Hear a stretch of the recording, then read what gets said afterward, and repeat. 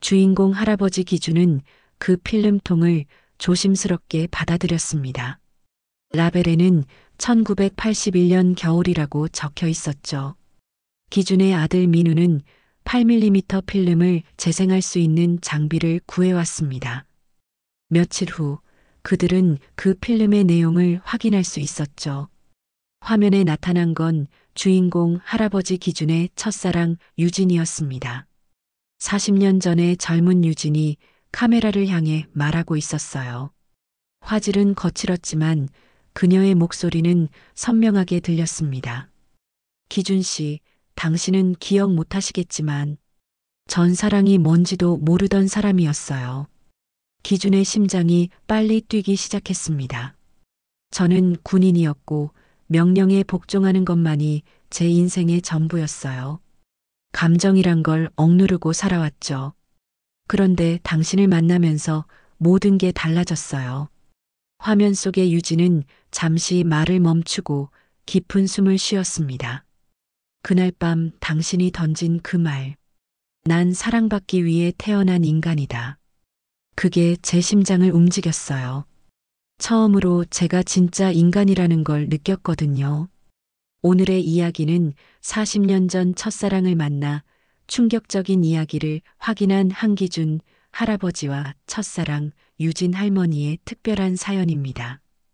이야기 시작 전에 좋아요, 구독 버튼 꾹 눌러주시고 매일 새로운 영상을 놓치지 않으려면 알림 설정과 소중한 댓글까지 부탁드려요.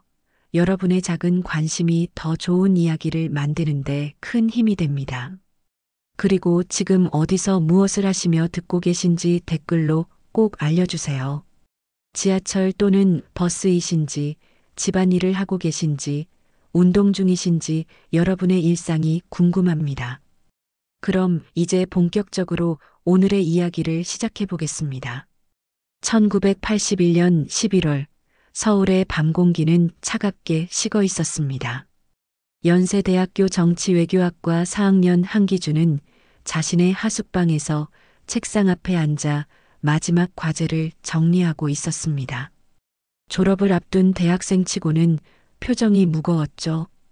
유신 체제에 맞서온 지난 3년간의 시위 활동들이 그의 어깨를 짓누르고 있었거든요. 기준의 책상 위에는 두툼한 정치학 교재들과 함께 빨간 깃발 조각이 놓여 있었습니다. 지난주 광화문 앞에서 벌어진 시위에서 찢어진 것이었죠. 그날 기준은 확성기를 들고 학생들 앞에서 외쳤습니다. 우리는 자유를 원한다. 민주주의를 되찾자. 최루탄이 터지고 곤봉이 휘둘러지는 혼란 속에서도 그는 끝까지 자리를 지켰습니다. 동료 학생 김민호가 곤봉에 맞아 쓰러지는 순간도 선배 박성우가 경찰에게 끌려가며 기준아, 끝까지 버텨라. 고 외치던 순간도 기준의 뇌리에 생생히 남아 있었습니다. 그는 그들의 희생을 헛되이 할 수 없다는 사명감으로 가득했죠. 하지만 그 대가는 혹독했습니다. 기준은 이미 학교 당국과 경찰의 감시 대상이 되어 있었거든요. 강의실에서도 도서관에서도 심지어 하숙집으로 가는 길에서도 누군가 자신을 지켜보고 있다는 느낌을 지울 수 없었습니다. 동료 학생들은 하나둘씩 연행되거나 학교에서 퇴학당했고 기준 자신도 언제 잡혀갈지 모르는 상황이었습니다. 그럼에도 그는 포기할 수 없었습니다. 조국의 민주화를 위해서라면 자신의 목숨도 내놓을 각오가 되어 있었죠. 기준은 책상 서랍에서 자신이 직접 작성한 민주화 선언문 초안을 꺼내 다시 읽어보았습니다. 우리는 억압받는 민중의 편에 서서 끝까지 싸울 것이다. 자유 없는 평화는 굴종이요. 정의 없는 질서는 포갑이다. 자신이 쓴 글이지만 읽을 때마다 가슴이 뜨거워졌습니다. 밤 11시가 넘었을 때 기준은 창문 밖으로 이상한 기척을 느꼈습니다. 평소보다 골목이 조용했고 가로등 아래로 검은 승용차 2대가 서 있는 게 보였습니다. 차 안에는 담배 연기가 피어오르고 있었고 어둠 속에서 희미하게 사람의 실루엣이 보였습니다. 가슴이 두근거리기 시작했죠. 혹시나 했던 일이 벌어지는 건 아닐까요? 기준은 서둘러 책상 위의 서류들을 정리하기 시작했습니다. 민주화 선언문 초안과 시위 관련 자료들, 그리고 동료들의 연락처가 적힌 수첩까지. 만약 정말 그들이 자신을 잡으러 온 거라면 이런 자료들이 다른 동료들에게 피해를 줄 수 있었거든요. 하지만 시간이 부족했습니다. 자정이 막 넘었을 때 현관문을 두드리는 소리가 들렸습니다. 쿵쿵쿵. 거칠고 위협적인 소리였죠. 기준은 몸을 움츠렸지만 문을 열지 않았습니다. 밖에서 누군가 소리쳤습니다. 한기준, 문 열어라. 우리가 누구인지 알잖아. 기준은 대답하지 않았습니다. 그러자 곧바로 발길질 소리와 함께 문이 박살났습니다. 나무 조각들이 사방으로 튀면서 사복을 입은 군인 3명이 들어왔습니다. 그들의 얼굴은 차갑고 무표정했죠. 그중 한 명이 기준을 향해 말했습니다. 한기준, 국가보안법 위반 혐의로 연행한다. 저항하지 말고 조용히 따라와. 기준은 저항할 틈도 없이 손목에 차가운 수갑이 채워졌습니다. 금속의 차가움이 피부에 스며들면서 현실감이 밀려왔죠. 그들은 기준의 팔을 붙잡고 강제로 끌어냈습니다. 복도를 지나면서 옆방 하숙생들이 문틈으로 몰래 내다보는 것이 보였지만 아무도 나서지는 않았습니다. 검은 승용차에 태워진 기준은 어둠 속으로 사라져갔습니다. 차 안에서 기준은 자신이 어디로 가는지 물었지만 아무도 대답해주지 않았습니다. 다만 차창 밖으로 보이는 서울의 불빛들이 점점 멀어져 가는 것만 확인할 수 있었죠. 익숙한 거리들, 자주 다니던 학교 주변, 동료들과 함께 시위를 벌였던 광화문까지 모든 것이 빠르게 지나가면서 기준의 마음속에는 복잡한 감정들이 교차했습니다. 몇 시간을 달린 후 차는 높은 철조망과 초소로 둘러싸인 거대한 군부대 정문 앞에 멈췄습니다. 무장한 경비병들이 서 있는 정문 위에는 삼청교육대라는 간판이 차가운 달빛 아래 어둡게 빛나고 있었습니다. 부대 안쪽으로는 여러 동의 병영과 훈련장이 보였고 곳곳에 설치된 탐조등이 부대 전체를 감시하고 있었죠. 기준은 그제야 자신의 운명을 깨달았습니다. 여기는 정치범들을 재교육시킨다는 명목으로 온갖 고문과 폭력이 자행되는 곳이었거든요. 선배들로부터 들었던 끔찍한 이야기들이 머릿속을 스쳐 지나갔습니다. 부대 안으로 끌려간 기준은 차가운 콘크리트 바닥에 독방에 던져졌습니다. 벽에는 이전 수용자들이 남긴 듯한 손톱 자국들이 어지럽게 그어져 있었고 구석에는 썩은 냄새가 나는 병기 하나만 덩그러니 놓여 있었습니다. 천장에 작은 전구 하나가 깜빡거리며 희미한 빛을 내뿜고 있었죠. 기준은 벽에 등을 기대고 앉아 생각했습니다. 이제 정말 끝인가?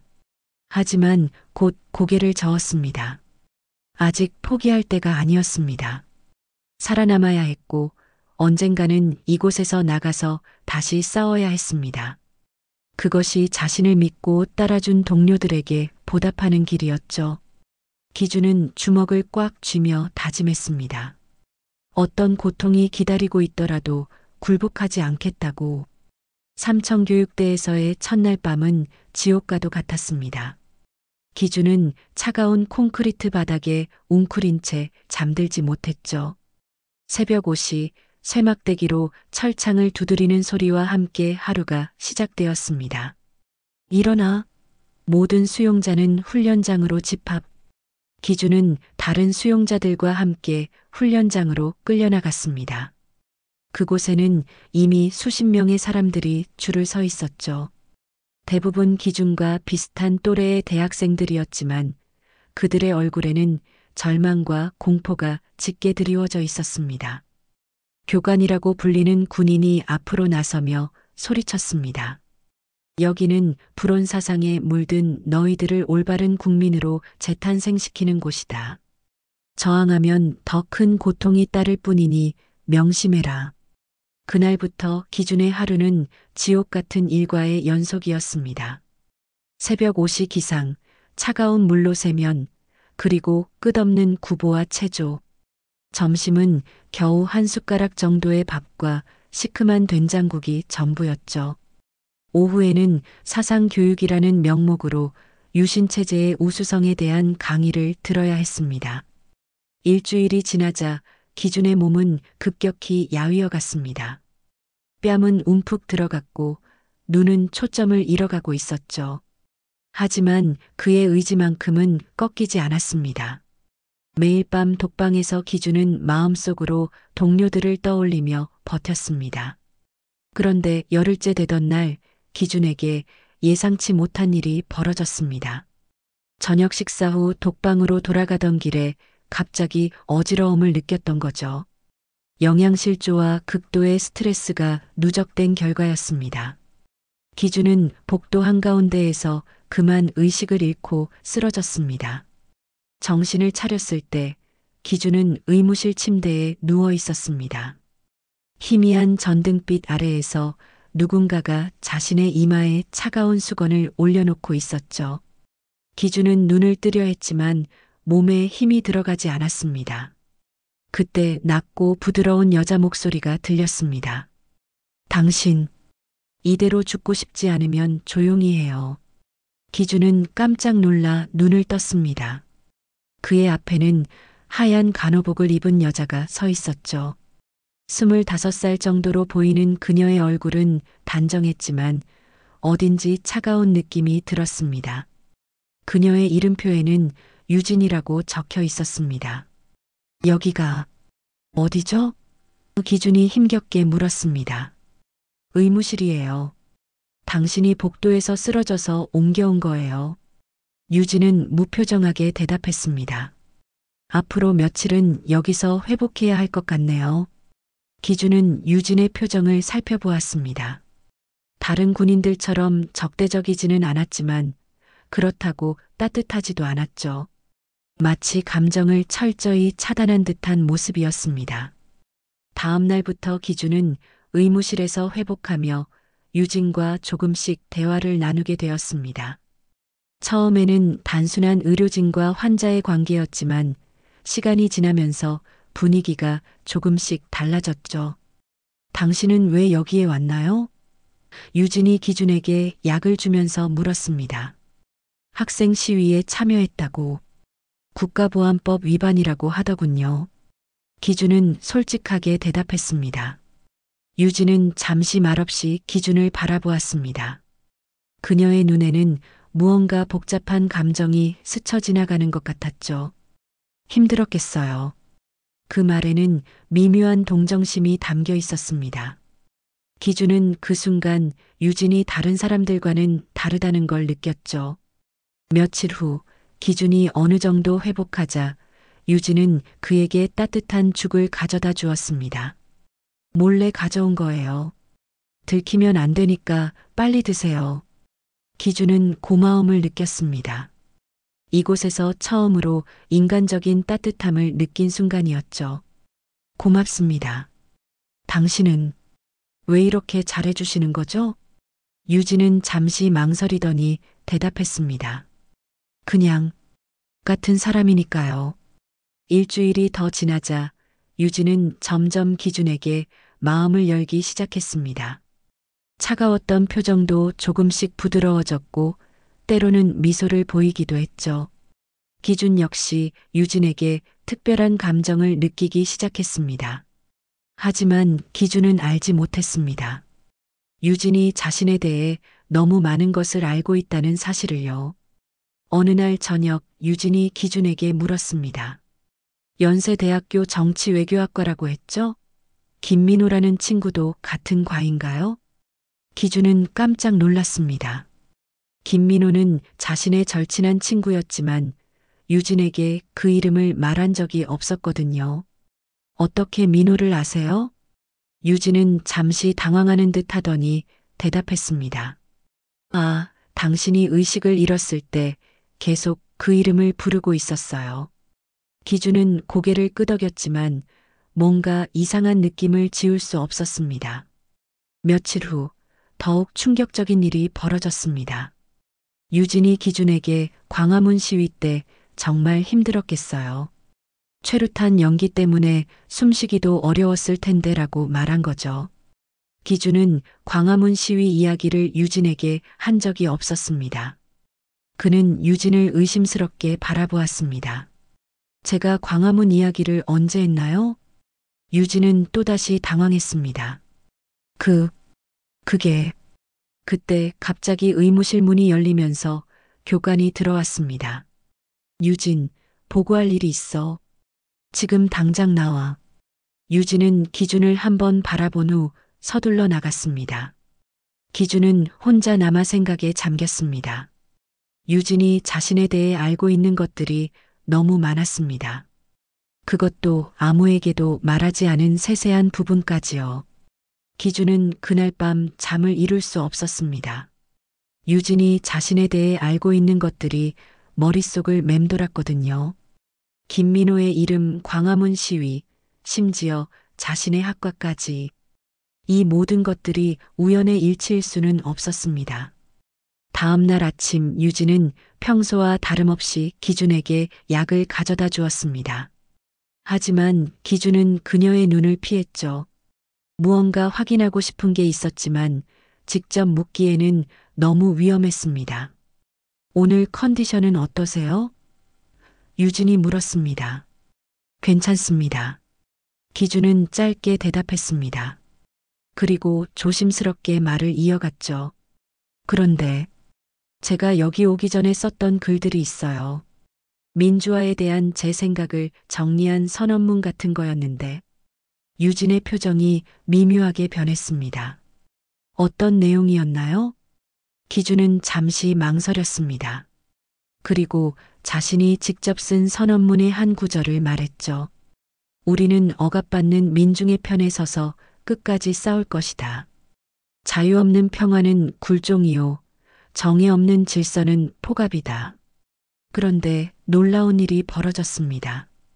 유진이 그 다음 구절을 자연스럽게 이어서 말한 거죠. 진정한 민주주의는 민중의 의지에서 나오며 우리는 그 뜻을 관철시키기 위해 목숨을 걸고 투쟁할 것이다. 기준은 충격에 빠졌습니다. 그 선언문은 자신이 혼자서 쓴 초안이었고 그 누구에게도 공개한 적이 없었거든요. 심지어 가장 가까운 친구인 김민호에게도 보여주지 않았던 글이었습니다. 어떻게 그걸 아세요? 기준의 목소리가 떨렸습니다. 유진은 순간 얼굴이 하얗게 질렸습니다. 자신이 실수했다는 걸 깨달은 거죠. 그냥 추측으로. 그날 오후 기준은 의무실에서 나와 부대 안을 돌아다녔습니다. 회복했다는 핑계로 밖으로 나온 거였죠. 그는 무언가 단서를 찾고 있었습니다. 유진의 정체에 대한 확실한 증거를요. 1시간쯤 돌아다니다가 기준은 행정동 뒤편의 쓰레기통에서 이상한 종이 조각을 발견했습니다. 바람에 날려서 덤불 사이에 끼어 있는 작은 종이였죠. 기준은 주변을 살펴본 후 조심스럽게 그 종이를 주워들었습니다. 종이는 찢어져서 일부분만 남아 있었지만 기준이 읽을 수 있는 글자들이 보였습니다. 심리전 요원 100조. 그리고 그 아래에는 포섭 대상 한기준이라는 글자가 희미하게 남아 있었죠. 기준의 온몸에 소름이 돋았습니다. 100조? 그것이 유진의 코드명인 걸까요? 그리고 포섭 대상이 자신이라니. 기준은 서둘러 그 종이 조각을 주머니에 넣고 의무실로 돌아갔습니다. 유진은 여전히 그곳에 있었죠. 평소와 다름없는 표정으로 기준을 맞이했습니다. 그날 밤 기준은 혼자 생각에 잠겼습니다. 지난 몇 주간의 일들을 되돌아보니 모든 게 연결되었습니다. 유진이 자신에 대해 너무 많은 걸 알고 있던 것, 자신의 선언문을 암기하고 있던 것, 그리고 그녀가 보여준 관심과 호의까지 모든 것이 계획된 일이었습니다. 유진은 자신을 포섭하기 위해 접근한 심리전 요원이었던 거죠. 다음 날 아침 유진이 평소처럼 약을 가져왔을 때 기준은 그녀를 똑바로 바라보았습니다. 유진 씨, 한 가지 묻고 싶은 게 있어요. 뭔가요? 당신의 진짜 이름이 유진이 맞나요? 아니면 백조라고 불러야 할까요? 그 순간 유진의 얼굴에서 모든 가면이 벗겨졌습니다. 따뜻하던 미소는 사라지고 차가운 경계심이 그 자리를 차지했죠. 어떻게 알았죠? 유진의 목소리도 달라졌습니다. 낮고 냉정했죠. 기준은 주머니에서 종이 조각을 꺼내 보여주었습니다. 이걸 찾았어요. 심리전 요원 백조, 포섭 대상 한기준. 맞죠? 유진은 그 종이를 보고 한숨을 쉬었습니다. 그래요. 맞아요. 기준의 가슴이 무너져 내렸습니다. 확신하고 있었던 일이지만 직접 듣고 보니 충격이 더욱 컸죠. 그는 떨리는 목소리로 말했습니다. 처음부터 모든 게 거짓이었군요. 당신이 보여준 따뜻함도 관심도 모든 게 다 임무였던 거죠? 유진은 대답하지 않았습니다. 기준은 목이 메었습니다. 정말 웃기네요. 이 지옥 같은 곳에서 당신만이 유일한 희망이었는데, 난 당신을 사랑했었는데, 그 말에 유진의 표정이 흔들렸습니다. 하지만 그녀는 여전히 침묵을 지켰죠. 사랑했었어요. 기준의 목소리가 높아졌습니다. 이곳에서 처음으로 인간다운 대우를 받는다고 생각했고, 당신과 함께 있을 때만큼은 이 모든 고통을 잊을 수 있었어요. 당신의 미소 하나, 따뜻한 말 한마디가 저에게는 세상 전부였는데, 기준은 주먹을 꽉 쥐며 계속했습니다. 그런데 그 모든 게 거짓이었다니. 당신은 저를 이용하려고 접근한 거였고, 제가 느꼈던 모든 감정들은 일방적인 착각이었던 거네요. 기준 씨, 유진이 입을 열려 했지만 기준은 그녀의 말을 끊었습니다.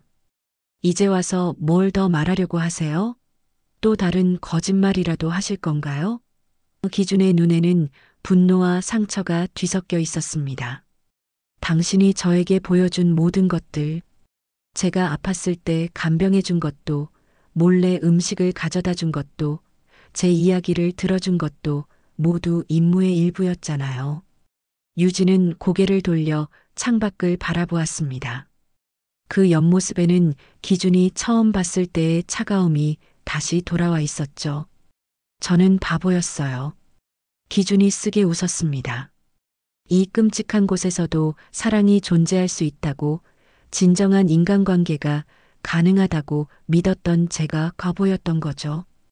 당신은 처음부터 저를 적으로 보고 있었는데 말이에요. 기준은 침대에 주저앉았습니다. 온몸에 힘이 빠진 것 같았죠. 이제 정말 아무도 믿을 수 없겠네요. 이곳에서 마지막 희망이었던 당신마저 적이었으니까요. 기준의 고백을 들은 유진은 한동안 말없이 서 있었습니다. 그녀의 표정에는 복잡한 감정들이 교차하고 있었죠. 마치 무언가 말하고 싶어 하는 것 같았지만 결국 입을 열지 않았습니다. 이제 어떻게 하실 건가요? 기준이 차갑게 물었습니다. 임무 완료 보고라도 하시겠어요? 대장이 당신의 정체를 눈치챘다고? 유진은 여전히 대답하지 않았습니다. 그녀는 잠시 기준을 바라보더니 조용히 의무실을 나갔죠. 문이 닫히는 소리가 기준의 가슴에 마지막 못을 박는 것 같았습니다. 그날 밤 기준은 다시 독방으로 돌아갔습니다. 의무실에서의 시간은 끝났고 이제 다시 지옥 같은 일상이 기다리고 있었죠. 하지만 예상과 달리 그는 잠을 잘 수 있었습니다. 오히려 마음이 정리된 것 같았거든요. 다음 날부터 기준은 평소와 다른 모습을 보였습니다. 훈련에 적극적으로 참여했고 사상 교육 시간에도 조용히 앉아 있었죠. 교관들은 그의 변화를 긍정적으로 받아들였습니다. 한기준, 드디어 정신을 차린 것 같군. 교관 김중희가 만족스럽게 말했습니다. 이런 식으로 계속하면 조기 석방도 가능할 거다. 기준은 고개를 끄덕였지만 마음속으로는 다른 생각을 하고 있었습니다. 석방? 그게 정말 가능할까요? 일주일이 지났지만 유진은 나타나지 않았습니다. 기준은 의무실 앞을 지날 때마다 슬쩍 들여다보았지만 다른 의무병만 보일 뿐이었죠. 그런데 열흘째 되던 날 기준에게 예상치 못한 기회가 찾아왔습니다. 저녁 식사 후 독방으로 돌아가던 중 갑자기 부대 전체에 비상 사이렌이 울렸던 거죠. 탈옥자 발생. 모든 수용자는 즉시 독방으로 복귀하라. 혼란스러운 상황이었습니다. 경비병들은 부산하게 뛰어다녔고 탐조등이 부대 곳곳을 비추며 돌아다녔죠. 기준은 이 혼란을 틈타 뭔가 할 수 있을지도 모른다는 생각이 들었습니다. 독방으로 가는 척하면서 기준은 슬쩍 다른 길로 빠졌습니다. 어둠을 이용해 행정동 쪽으로 몸을 숨겼죠. 행정동 뒤편에 도착했을 때 기준은 놀라운 광경을 목격했습니다. 유진이 거기 있었던 거죠. 그런데 그녀는 민간인 옷을 입고 있었고 작은 가방을 메고 있었습니다. 마치 어디론가 떠날 준비를 하고 있는 것 같았죠. 기준은 숨을 죽이고 지켜보았습니다. 유진은 주변을 살펴본 후 부대 외곽으로 향했습니다. 기준은 조심스럽게 그녀를 따라갔죠. 유진은 부대 경계선 근처의 철조망 구멍으로 향했습니다. 그곳에는 미리 준비된 듯한 작은 구멍이 있었죠. 그때 기준이 나타났습니다. 어디 가시는 거예요? 유진은 깜짝 놀라 돌아보았습니다. 기준 씨, 왜 여기에? 탈옥자가 당신이었군요. 기준이 차갑게 말했습니다. 임무 실패해서 도망가는 건가요? 유진은 잠시 말없이 기준을 바라보았습니다. 그리고 예상치 못한 말을 했죠. 당신도 함께 가요. 뭐라고요? 여기서 나가요. 함께. 유진의 목소리에는 절박함이 담겨 있었습니다. 기준은 어리둥절했습니다. 무슨 소리예요? 당신이 왜 저를... 지금 설명할 시간 없어요. 유진이 다급하게 말했습니다. 곧 경비병들이 이쪽으로 올 거예요. 기준은 혼란스러웠습니다. 유진의 진짜 의도가 무엇인지 알 수 없었거든요. 왜요? 기준이 물었습니다. 왜 저를 데려가려고 하는 거예요? 유진은 잠시 망설이더니 대답했습니다. 당신이 여기서 죽을 수는 없어요. 그때 멀리서 경비병들의 목소리가 들려왔습니다. 이쪽으로 갔을 거다. 수색해라. 유진은 더 이상 기다릴 수 없다는 표정으로 철조망 구멍으로 몸을 밀어 넣었습니다. 마지막 기회예요. 정말로 여기서 평생 썩을 건가요? 기준은 순간 고민했습니다. 유진을 믿을 수 있을까요? 하지만 경비병들의 발소리가 점점 가까워지고 있었습니다. 결국 기준은 결심했습니다. 어차피 이곳에 남아 있어도 희망은 없었거든요. 그는 유진을 따라 철조망 구멍을 통과했습니다. 둘은 어둠 속을 달렸습니다. 뒤에서는 사이렌 소리와 함께 추격하는 소리가 들려왔죠. 유진은 미리 계획된 듯 길을 잘 알고 있었습니다. 1시간쯤 달린 후 둘은 작은 폐가에 도착했습니다. 유진은 그곳에 미리 준비해둔 물과 음식을 꺼냈죠. 여기서 잠시 쉬어요. 유진이 말했습니다. 기준은 숨을 고르며 유진을 바라보았습니다. 도대체 무슨 일이에요? 왜 갑자기 저를 탈출시키려 하는 거예요? 유진은 한참 동안 대답하지 않았습니다. 그리고 마침내 입을 열었죠. 당신이 맞아요. 저는 당신을 포섭하라는 명령을 받았어요. 하지만 당신과 대화하면서 뭔가 달라졌어요. 당신이 말한 자유와 민주주의에 대한 믿음이 저를 흔들었어요. 무슨 소리예요? 저는 지금까지 국가가 시키는 대로만 살아왔어요. 하지만 당신을 보면서 생각하게 됐어요. 진짜 옳은 일이 무엇인지를. 유진의 목소리가 떨리고 있었습니다. 그래서 탈출을 계획한 거예요. 당신을 여기서 빼내는 게 제가 할 수 있는 유일한 속죄라고 생각했어요. 기준은 여전히 의심스러웠습니다. 이것도 또 다른 계획 아닌가요? 아니에요. 유진이 단호하게 말했습니다. 이번엔 진짜예요. 하지만 그들의 자유는 오래가지 못했습니다. 새벽이 되자 추격대가 그들을 따라잡았고 기준과 유진은 다시 삼청교육대로 끌려왔죠. 기준은 더욱 혹독한 독방에 감금되었고 유진은 그날 이후 완전히 사라졌습니다.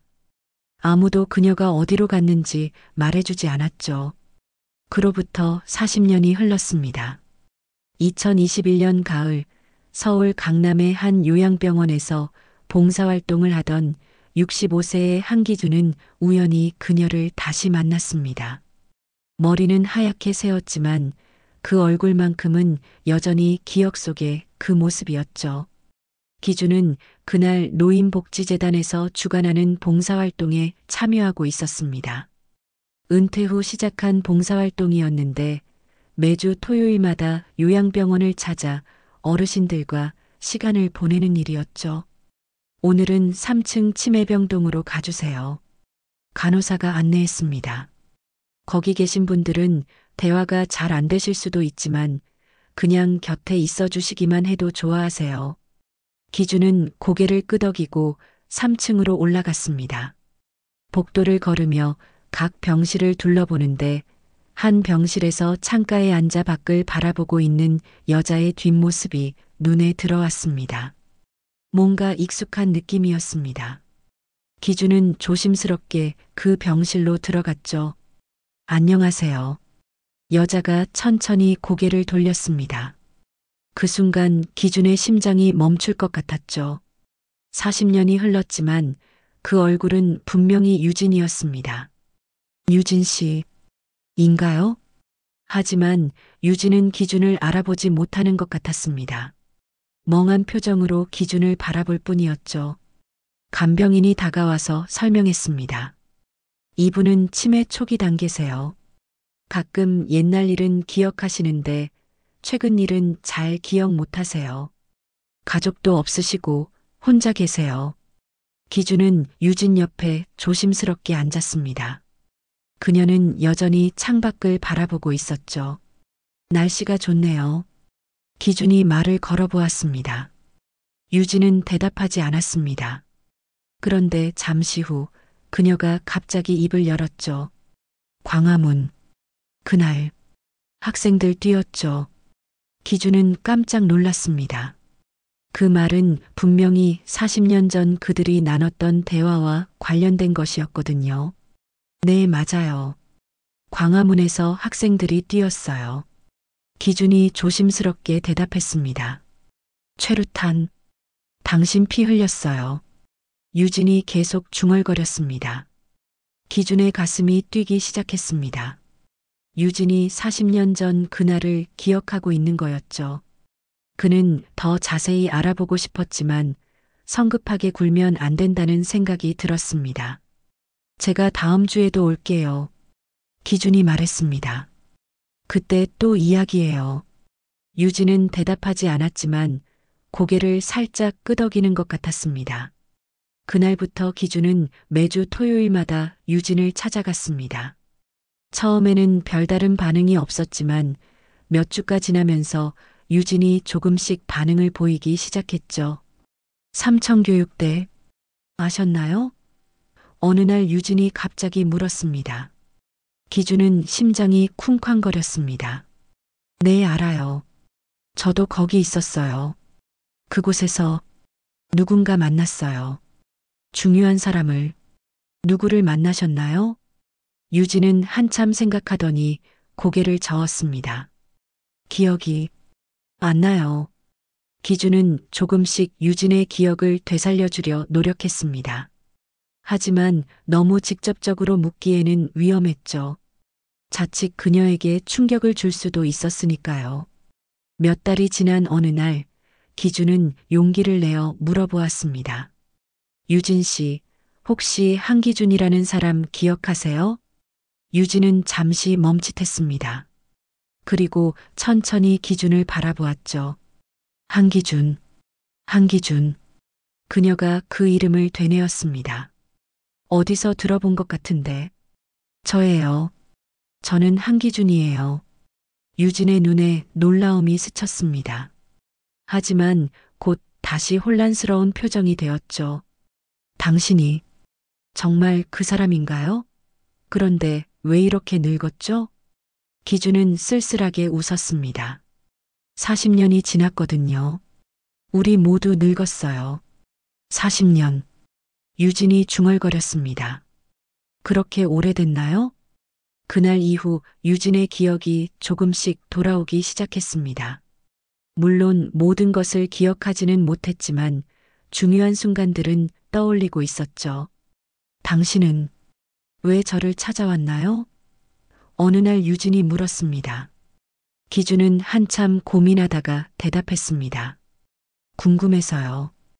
그날 이후 당신에게 무슨 일이 일어났는지, 어떻게 살아오셨는지. 저는 벌을 받았어요. 유진이 조용히 말했습니다. 임무를 실패했다고, 당신을 도망가게 했다고. 어떤 벌을 받으셨나요? 모든 걸 잃었어요. 군에서 쫓겨났고 가족도 연락을 끊었어요. 혼자 살아야 했죠. 기준은 가슴이 아팠습니다. 유진이 자신을 도와준 대가로 그런 고통을 받았다니. 후회하세요? 기준이 물었습니다. 유진은 한참 생각하더니 고개를 저었습니다. 아니요. 그게 옳은 일이었어요. 왜요? 당신이 말했잖아요. 사람은 사랑받기 위해 태어났다고. 그 말이 제 마음을 움직였어요. 기준은 놀랐습니다. 자신이 그런 말을 했었나요? 정확히 기억나지 않았지만 유진은 그 말을 40년 동안 기억하고 있었던 거죠. 미안해요. 기준이 말했습니다. 당신 때문에 저는 살 수 있었는데 당신은 그 때문에 고생하셨군요. 괜찮아요. 유진이 미소 지었습니다. 당신이 살아있다는 것만으로도 충분해요. 그날 이후 기준은 유진과의 대화에서 더 많은 진실을 알고 싶어 했습니다.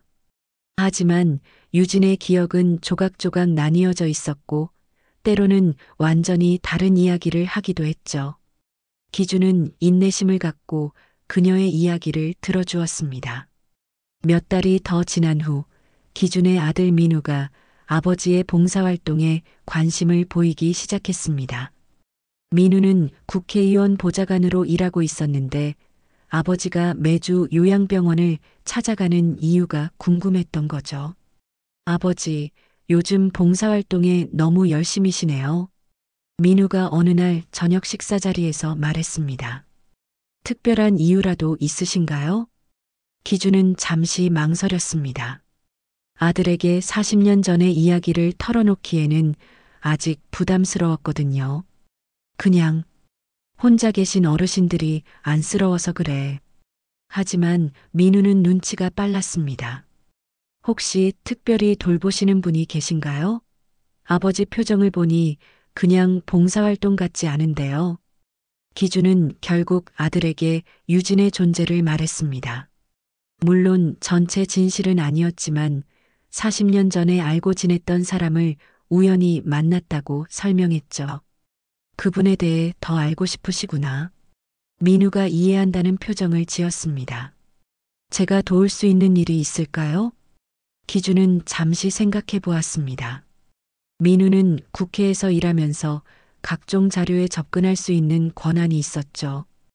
혹시 유진의 과거에 대한 공식 기록을 찾을 수 있을지도 모른다는 생각이 들었습니다. 혹시 1980년대 초 삼청교육대 관련 자료 같은 걸 찾아볼 수 있을까? 기준이 조심스럽게 물었습니다. 민우는 놀란 표정을 지었습니다.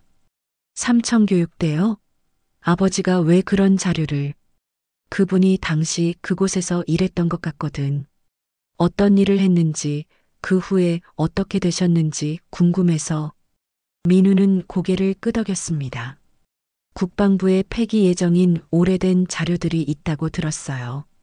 한번 알아보겠습니다. 몇 주 후, 민우는 아버지에게 전화를 걸었습니다. 아버지, 자료를 찾았어요. 그런데 좀 충격적인 내용이에요.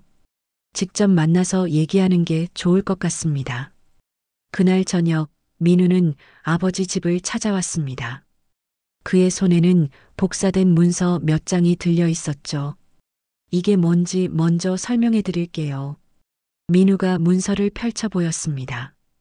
이건 1981년 말경 작성된 백조작전 종료 보고서라는 문서예요. 기준의 심장이 빨리 뛰기 시작했습니다. 백조? 그것은 분명히 유진의 코드명이었죠. 백조작전이 뭐지? 심리전 요원을 이용한 수용자 포섭 작전이었던 것 같아요. 민우가 문서를 읽어주었습니다. 대상 한기준에게 감정 개입, 회유 실패, 보고 누락, 작전 실패 책임, 백조가 모두 수용함, 전출 요청. 기준은 숨이 막혔습니다. 그 문서는 40년 전 그날 밤 일어났던 일들을 정확히 기록하고 있었거든요. 더 있어요. 민우가 계속했습니다. 백조 요원, 본명 이유진, 특전사 출신 여성 심리전 요원, 포섭 작전 실패 후 강제 전역, 이후 행적 불명, 강제 전역이라니. 여기 보세요. 민우가 다른 문서를 가리켰습니다. 이유진 요원은 대상자 한기준의 탈옥을 직접 도왔으며 이는 명백한 임무 포기 행위로 판단됨. 본인이 모든 책임을 인정하고 처벌을 수용함. 기준은 문서를 떨리는 손으로 받아들였습니다. 그 속에는 더 자세한 내용이 적혀 있었죠. 백조 요원은 신문 과정에서 다음과 같이 진술함. 대상자에게 개인적 감정이 개입되었음을 인정함. 하지만 이는 작전상 불가피한 선택이었음. 대상자의 사상 전향은 불가능하다고 판단되었으며 강제적 방법보다는 인도적 처리가 적절하다고 생각했음. 기준은 그 문서를 읽으며 40년 전 그날 밤을 떠올렸습니다. 유진이 자신을 탈출시킨 것은 임시적인 충동이 아니었던 거죠. 그녀는 모든 것을 계산하고 자신의 인생을 걸고 그런 선택을 했던 겁니다. 아버지, 이 한기준이 아버지 맞나요? 민우가 조심스럽게 물었습니다. 기준은 고개를 끄덕였습니다. 그래, 맞다. 그럼 이 유진이라는 분이 지금 요양병원에 계신 그분이고요? 그렇다. 민우는 잠시 말없이 아버지를 바라보았습니다. 그리고 마지막 문서를 꺼냈죠. 아버지, 이것도 보세요. 이유진의 전역 후 기록이에요. 그 문서에는 유진의 이후 삶이 간략하게 기록되어 있었습니다. 강제 전역 후 가족과의 연락 단절, 여러 직장을 전전하며 혼자 살아온 것, 그리고 최근 치매 진단을 받고 요양병원에 입원한 것까지. 가족도 없고 연금도 거의 없으시대요. 민우가 말했습니다. 평생을 혼자 사셨던 것 같아요. 기준은 가슴이 아팠습니다. 유진이 자신을 구해준 대가로 평생을 외롭게 살아야 했다니. 아버지, 그분에게 뭔가 해드리고 싶으시죠? 민우가 물었습니다. 하지만 이제 와서 뭘 할 수 있겠니? 40년이나 지났는데. 아직 늦지 않았어요. 민우가 단호하게 말했습니다. 제가 알아본 바로는 그분의 요양병원 비용도 국가에서 지원받는 최소한의 수준이에요. 기준은 아들의 말에 희망을 느꼈습니다. 정말로 유진을 위해 뭔가 할 수 있을까요? 내일 다시 병원에 가봐야겠다. 기준이 말했습니다. 그분에게 이 모든 걸 알고 있다는 걸 말씀드려야겠어. 다음 날 기준은 평소보다 일찍 요양병원을 찾았습니다. 어젯밤 민우로부터 들은 이야기가 그의 마음을 무겁게 하고 있었거든요. 유진이 자신 때문에 평생을 혼자 살아야 했다는 사실이 가슴 깊이 아팠습니다. 유진은 여전히 창가에 앉아 밖을 바라보고 있었습니다.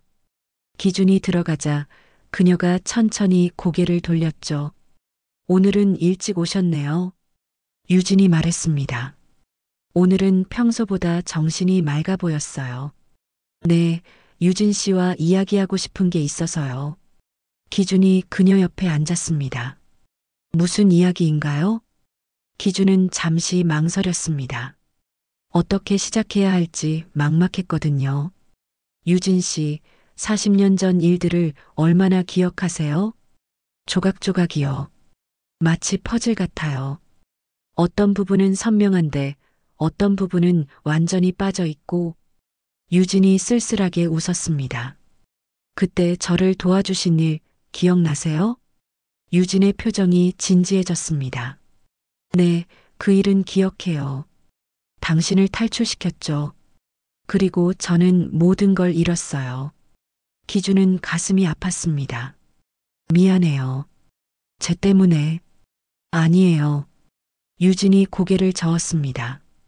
그건 제 선택이었어요. 후회하지 않는다고 말씀드렸잖아요. 기준은 용기를 내어 물었습니다. 혹시 그때 일에 대한 기록이나 자료 같은 게 남아 있을까요? 당신의 개인적인 기록 말이에요. 유진은 잠시 생각하더니 대답했습니다. 있을지도 몰라요. 제 짐 중에. 하지만 여기 올 때 모든 걸 정리해서 창고에 맡겼거든요. 어떤 창고인가요? 병원에서 연락처를 가지고 있을 거예요. 제가 혼자 살면서 모은 것들이 거의 없지만 몇 개의 상자는 있어요. 기준은 간호사실에 가서 유진의 개인 물품에 대해 문의했습니다. 다행히 병원에서는 환자 가족의 요청이라면 창고 연락처를 알려줄 수 있다고 했죠. 며칠 후 기준과 민우는 서울 외곽의 작은 창고를 찾았습니다. 창고 관리인은 이유진 명의로 보관된 3개의 박스를 내주었죠. 정말 소중한 것들만 가져오신 것 같네요. 관리인이 말했습니다. 몇 년 전에 직접 오셔서 정리하셨는데 대부분은 버리시고 이것들만 남기셨어요. 기준과 민우는 박스들을 기준의 집으로 가져갔습니다. 첫 번째 박스에는 낡은 사진들과 편지들이 들어 있었죠. 두 번째 박스에는 각종 증명서들과 문서들이 정리되어 있었습니다. 그런데 세 번째 박스를 열었을 때 기준은 놀라지 않을 수 없었습니다. 그 안에는 낡은 8mm 필름통이 들어 있었거든요. 이게 뭘까요? 민우가 필름통을 들어 올렸습니다. 기준은 그 필름통을 조심스럽게 받아들였습니다. 라벨에는 1981년 겨울이라고 적혀 있었죠. 민우는 8mm 필름을 재생할 수 있는 장비를 구해왔습니다. 며칠 후 그들은 그 필름의 내용을 확인할 수 있었죠. 화면에 나타난 건 유진이었습니다. 40년 전에 젊은 유진이 카메라를 향해 말하고 있었어요. 화질은 거칠었지만 그녀의 목소리는 선명하게 들렸습니다. 기준 씨, 당신은 기억 못하시겠지만 전 사랑이 뭔지도 모르던 사람이었어요. 기준의 심장이 빨리 뛰기 시작했습니다. 저는 군인이었고 명령에 복종하는 것만이 제 인생의 전부였어요. 감정이란 걸 억누르고 살아왔죠. 그런데 당신을 만나면서 모든 게 달라졌어요. 화면 속의 유진은 잠시 말을 멈추고 깊은 숨을 쉬었습니다. 그날 밤 당신이 던진 그 말. 난 사랑받기 위해 태어난 인간이다. 그게 제 심장을 움직였어요. 처음으로 제가 진짜 인간이라는 걸 느꼈거든요. 기준은 그 말을 듣고 기억이 되살아났습니다. 의무실에서 절망에 빠져 있던 어느 날 밤 자신이 중얼거렸던 말이었죠. 당신은 아마 모르실 거예요. 제가 얼마나 많이 당신을 생각했는지. 인물하고 시작했지만 어느새 제 마음은 진짜가 되어 있었어요. 화면 속의 유진은 눈물을 흘리고 있었습니다. 당신을 탈출시킨 건 임무가 아니었어요. 사랑이었어요. 당신이 그곳에서 죽는 걸 볼 수 없었거든요. 설령 제가 모든 걸 잃는다 해도 당신만은 살려보내고 싶었어요. 기준도 모르게 눈물이 흘러내렸습니다. 지금 이 영상을 찍는 이유는 언젠가 당신이 이 진실을 알았으면 해서예요. 제가 당신을 얼마나 사랑했는지, 그 사랑이 얼마나 진짜였는지를. 유진은 잠시 카메라에서 눈을 돌렸다가 다시 돌아왔습니다. 저는 이제 모든 걸 잃을 거예요. 가족도, 직업도, 미래도. 하지만 후회하지 않아요. 당신과 함께했던 그 시간들이 제 인생에서 가장 소중한 순간들이었거든요. 화면 속의 유진이 마지막 말을 했습니다. 당신이 행복하게 살아주세요. 그것만이 제가 바라는 전부예요. 그리고 언젠가 다시 만날 수 있다면 그때는 정말 솔직하게 말하고 싶어요. 사랑한다고. 영상이 끝났습니다. 기준은 한동안 말을 할 수 없었죠. 40년 동안 품고 있던 의문들이 모두 해결되는 순간이었습니다. 아버지, 민우가 조심스럽게 말했습니다. 정말 대단한 분이셨네요. 기준은 고개를 끄덕였습니다. 유진의 사랑이 얼마나 깊고 진실했는지 이제야 완전히 이해할 수 있었죠. 내일 병원에 가서 이 영상을 보여드려야겠어. 기준이 말했습니다. 그분도 이 기록이 남아있다는 걸 아셔야 해요. 그날 밤 기준은 40년 만에 진짜 사랑이 무엇인지 깨달았습니다. 다음 날 기준은 유진의 유품 상자를 들고 요양병원을 찾았습니다. 40년 만에 알게 된 진실을 그녀와 나누고 싶었거든요. 하지만 병실에 도착했을 때 유진의 상태는 평소와 달랐습니다. 유진 씨? 기준이 조심스럽게 불러보았습니다. 유진은 창가에 앉아 있었지만 눈빛이 흐릿했어요. 치매가 더 진행된 것 같았죠. 그녀는 기준을 보고도 누구인지 알아보지 못하는 것 같았습니다. 안녕하세요. 기준이 다시 말을 걸었습니다. 누구세요? 유진이 물었습니다. 처음 뵙는 것 같은데. 기준의 가슴이 아팠습니다.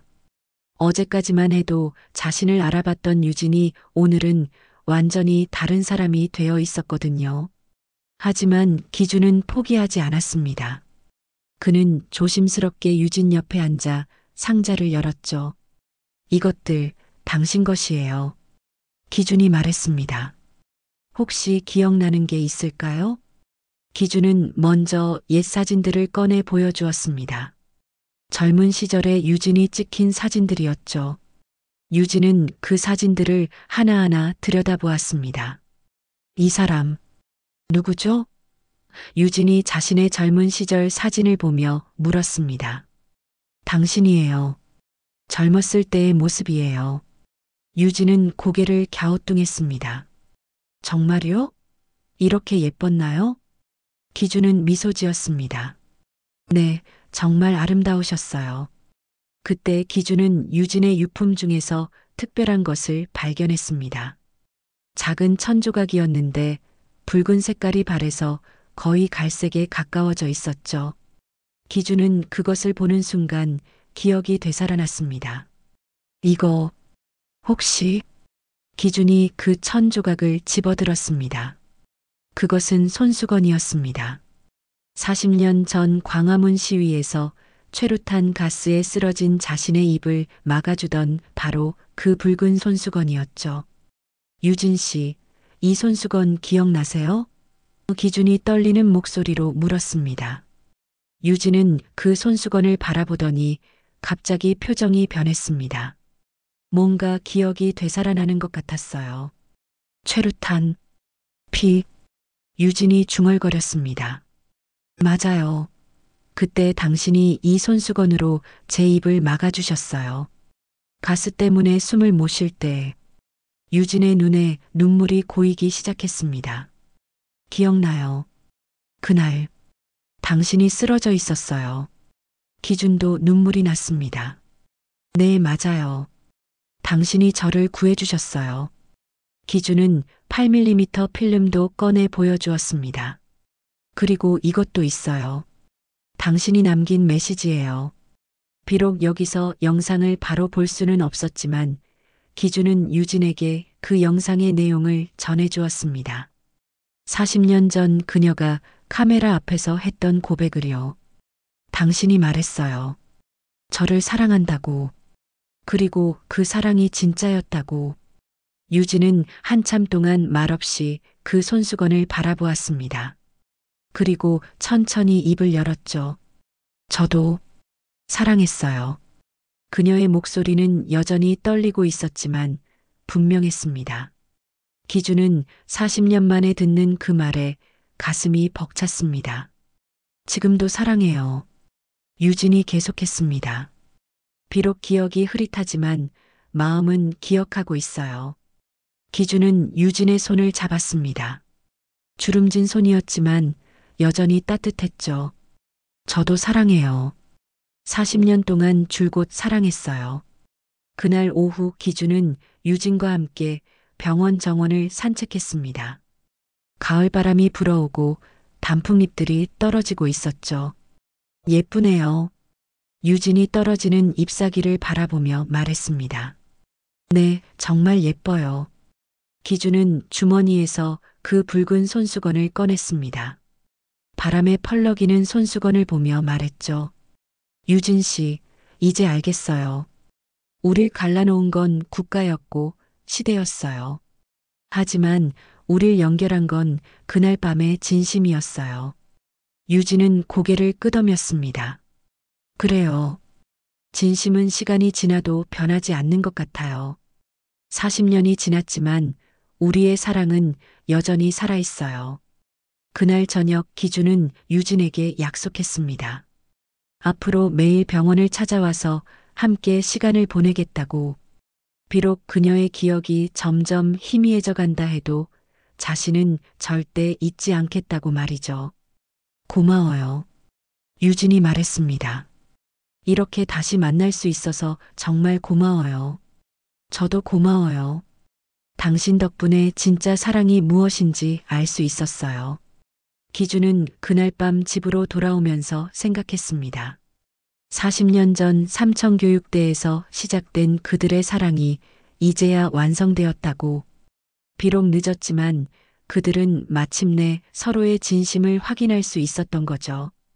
붉은 손수건은 이제 그들 사랑의 증표가 되었습니다. 40년 동안 간직되어 온 그 작은 천 조각처럼 그들의 사랑도 시간을 견뎌낸 것이었죠. 바람이 불어와도 세월이 흘러도 진정한 사랑은 결코 사라지지 않는다는 것을, 그것이 기준과 유진이 40년 만에 깨달은 소중한 진실이었습니다.